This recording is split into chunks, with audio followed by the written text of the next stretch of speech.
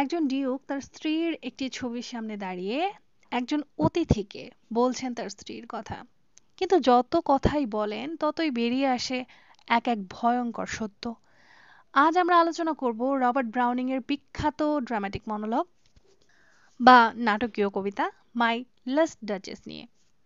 মাই last duchess একটি dramatic monologue যেখানে একজন ডিউক নিজের মৃত স্ত্রীর কথা বলে চলেছেন, কিন্তু অজান্তেই তার নিজের দম্ভ, ঈর্ষা ও নিয়ন্ত্রণ প্রবণ স্বভাব প্রকাশ পেয়ে যায়। কবিতাটি প্রথম প্রকাশিত হয় 1842 সালের ড্রামাটিক লিরিক সংকলনে। কবি ছিলেন রবার্ট ব্রাউনিং, প্রকাশনাকাল 1842, ধরন হচ্ছে ড্রামাটিক মনোলগ, বক্তা হলেন ডিউক অফ ফেরেরা। শ্রোতা একজন দূত যার মাধ্যমে ডিউক আবার বিয়ে করতে যাচ্ছে। কবিতা শুরু হয় যখন ডিউক একজন অতিথিকে তার শেষ ডেচেস এর ছবি দেখাচ্ছেন। সে বলেন ছবি এত জীবন্ত লাগে যেন এখনো কথা বলবে। তারপর সে বলতে শুরু করেন তার স্ত্রীর স্বভাব। তিনি ছিলেন সদা হাস্যোজ্জ্বল, সকলের সাথে সদ্ব্যবহার করতেন, ছোট ছোট বিষয়েও আনন্দ পেতেন। কিন্তু ডিউক এটা সহ্য করতে পারেনি। ডিউকের অভিযোগ ডাচেস সবকিছুকে সমানভাবে মূল্য দিতেন, ছোট উপহার, সবার প্রশংসা, সূর্যাস্ত সবকিছুতেই খুশি হতেন। ডিউকের দেয়া মর্যাদাকেও তিনি আলাদা করে দেখতেন না। ডিউক মনে করতেন এই আচরণ তার সম্মান হানিকর। তোমরা যারা অনার্স থার্ড ইয়ারের ইংলিশ ডিপার্টমেন্টের স্টুডেন্টরা পরীক্ষার জন্য ট্রাস্টেড সাজেশন খুঁজছো, তারা চাইলে আমার চ্যানেলে থাকা সাজেশন ফলো করতে পারো। এখানে পার্ট বি ও সি এর সাজেশন দেওয়া আছে, যেটা তোমরা ফ্রিতেই পাবে। এগুলোর উত্তরের পিডিএফ নিতে আমাদের পেজে মেসেজ দাও, লিংক ডেসক্রিপশনে আছে। আর তোমরা পার্ট এ সহ বি সি এর শর্ট সাজেশন চাইলে আমাদের প্রাইম সাজেশন কিনতে পারো। এটা অনেক শর্ট এবং সহজ ভাষায় তৈরি করা, এবং কমন না আসলে আমরা দিচ্ছি মানি ব্যাক গ্যারান্টি। সাজেশন সম্পর্কে বিস্তারিত জানতে ডিসক্রিপশনে দেওয়া লিঙ্কগুলো ভিজিট করতে পারো। তিনি নিজে কিছু বলেননি, কিন্তু চুপি চুপি এমন ব্যবস্থা করেছেন যাতে ডাচেস আর বেঁচে না থাকেন।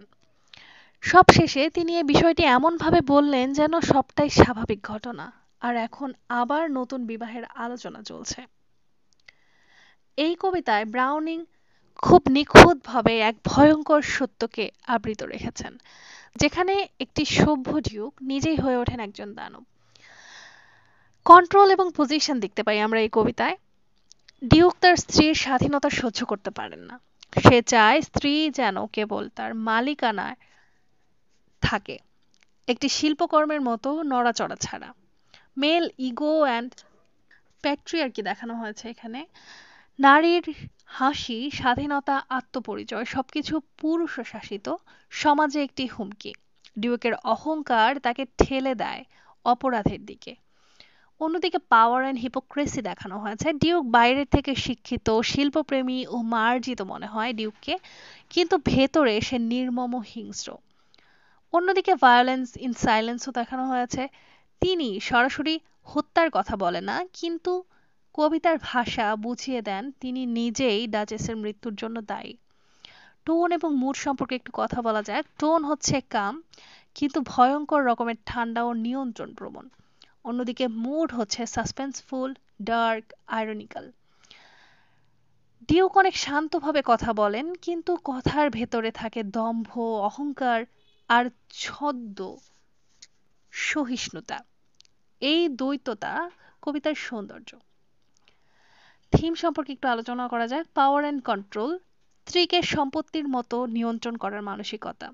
আর্ট ভার্সেস লাইফ, ডিউক জীবন্ত মানুষকে ছবিতে রূপান্তর করে, কারণ ছবি কখনো প্রশ্ন তোলে না। প্যাট্রিয়ার্কি অর্থাৎ নারীর স্বাধীনতা পুরুষ শাসিত সমাজে ভয় ও হিংসার কারণ হয়ে দাঁড়ায়। অন্যদিকে হিপোক্রেসি, বাইরের ভদ্রতা ও ভেতরের সহিংসতা। মাই লাস্ট ডাচেস একটি ভয়ঙ্কর সত্যকে তুলে ধরে, যেখানে নারীর অস্তিত্ব, হাসি, জীবন্ততা সবকিছু পুরুষের দখলের নিচে চলে যায়। ব্রাউনিং এখানে খুব সূক্ষ্মভাবে পুরুষের দমন নীতি ও সমাজের আসল চেহারা তুলে ধরেছেন। ডিউক কি শুধুই একজন শিল্পরসিক, না এক নিঃসঙ্গ দানব? কবিতাটা পড়ে আপনার কি মনে হয় নিজে কমেন্টে জানিয়ে দিন। ভিডিও ভালো লাগলে লাইক দিন, শেয়ার করুন এবং সাবস্ক্রাইব করুন।